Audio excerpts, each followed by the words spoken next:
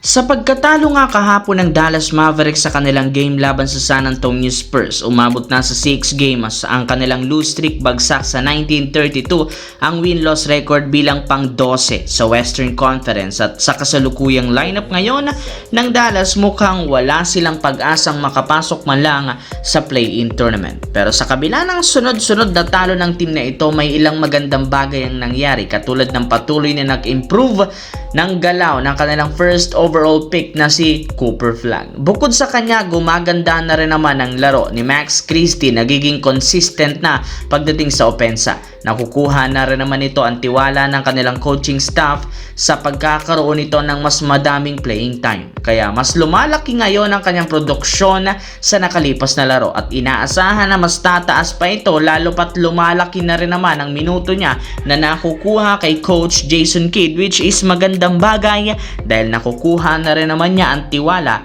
ng prangkisa. Samantala, ikinatuwa nga ng mga fans ng Los Angeles Lakers ang pagkuha ng kanilang team kay Luke Kennard dahil finally, isang legit na sharpshooter na nag-average ng almost 50% shooting sa 3-point line ang kanilang nakuha. Naniniwala si Coach JJ Redick, ito ang magiging solusyon para maisaayos ng team ang kanilang problema sa shooting. Pero ayon sa pinakahuling inilabas na balita, hindi pa rin naman tapos ang Lakers sa pagpapalakas ng lineup. Sa ngayon, magfo-focus ang team sa buyout market at isa sa mga target nila dito si Cam Thomas na iniwave pa lang ng Brooklyn Nets kahapon. Isa rin naman ito sa pinakamagaling na scoring guard ngayon, kaya mapapakinabangan siya ng Lakers. Nag-average rin naman ito ng 15 points a game sa 40% shooting at kung sakaling makuha siya, magagamit nila ito bilang 6th man na mangunguna sa kanilang second unit. As of now, hindi pa rin naman wala pa rin teams ang kumuha sa kanya ngayon.